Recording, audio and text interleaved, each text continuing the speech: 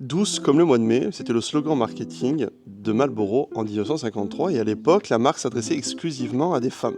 Puis en un an, ils ont fait un move marketing de génie qui leur a fait augmenter leur vente de plus de 3000% avec un simple changement et c'est ce qu'on va voir aujourd'hui dans cette vidéo et c'est ce que tu peux appliquer aussi si tu fais de la publicité en ligne. Alors pour revenir un petit peu aux essentiels, aux fondamentaux, oui dans les années 50, Marlboro parlait exclusivement aux femmes. Leur filtre était conçu pour ne pas garder la trace du rouge à lèvres et ils parlaient beaucoup plus de douceur, de légèreté, etc. Mais les ventes, ça décollait pas.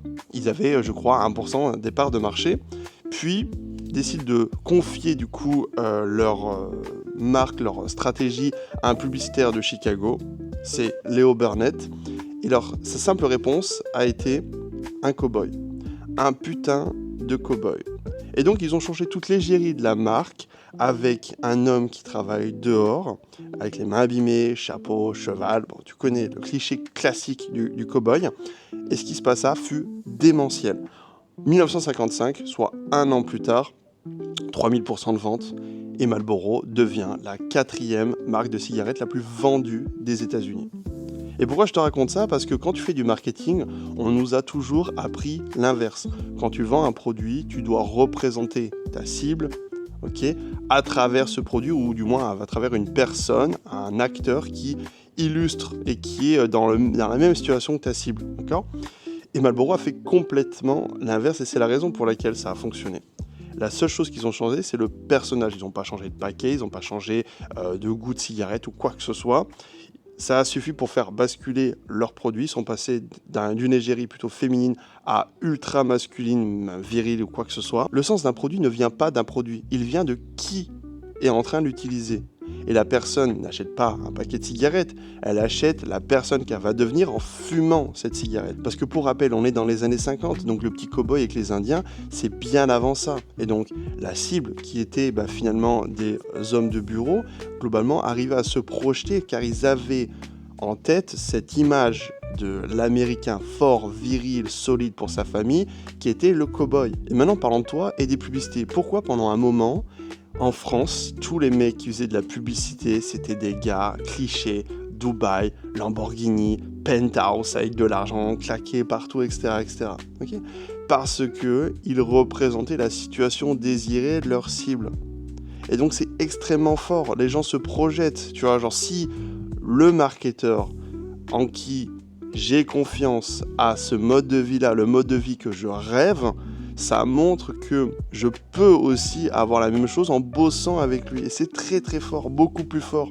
Mais il faut faire très attention parce que ça peut avoir un double impact, cette chose. C'est-à-dire que si tu ne projettes pas la situation désirée de ta cible à travers ton lifestyle, par exemple si tu fais du high ticket et tu te trompes complètement d'avatar, ça peut avoir l'effet strict opposé. Si tu cibles des coachs sportifs avec cette stratégie, c'est une catastrophe.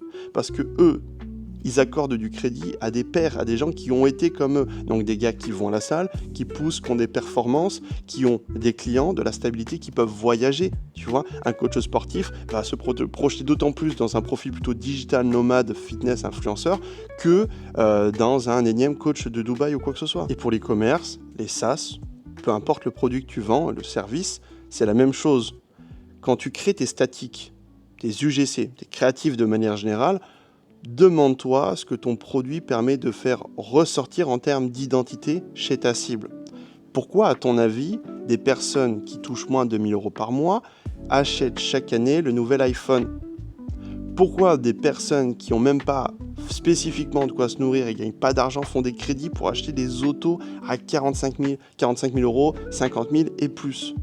Parce que ça touche leur identité, ça touche leur posture. Avoir une belle voiture garée devant chez soi, c'est un moyen de flexer devant les voisins. On s'en fout si on mange des pâtes toute l'année. Ce qu'on veut, c'est dégager quelque chose d'intéressant. D'accord ? Et ça, c'est super important. L'identité, c'est quelque chose qui est quasiment au sommet de la pyramide. Tu vois, les gens pourraient s'empêcher de bouffer si derrière, ils peuvent ressortir une identité, une posture, quelque chose qui les met en avant. D'accord ? Donc ça, c'est super important. Pour Metrica, par exemple, notre égérie, parce qu'on a lancé des campagnes, on a lancé de la création de contenu, et on a pris un avatar IA. Et donc, quand on a créé cet avatar IA, Jessica Hartley, elle s'appelle, la petite, on lui a même donné un nom. On a défini son identité, sa posture, son lifestyle en vue de la projection de notre cible, c'est-à-dire une marketeuse qui voyage, qui fait des conférences, qui est inspirante, qui fait beaucoup d'argent, et inconsciemment, en fait, ça ressort et ça fait dégager une expertise du produit et quelque chose qui permet, enfin dire, à la cible d'avoir confiance en la data, en ce qu'on propose avec Metrica. Fin de l'aparté, maintenant pour revenir au sujet, pour terminer sur ça. Alors oui, il y a une notion d'avatar, de cible. Tu vois, genre on ciblait, Marlboro ciblait les femmes à la base, ils ont complètement changé de personnes, donc ils se sont dit, ok, peut-être que les femmes ne sont pas les plus grandes consommatrices, c'est le premier move qu'ils ont fait, c'est-à-dire de faire un repositionnement, puis ensuite de faire une projection.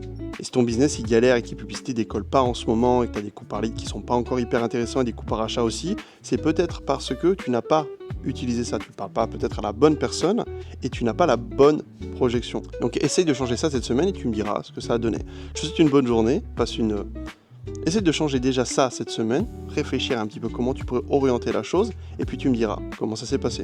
Je te souhaite une bonne journée, on se voit demain pour la prochaine vidéo. A plus, ciao ciao.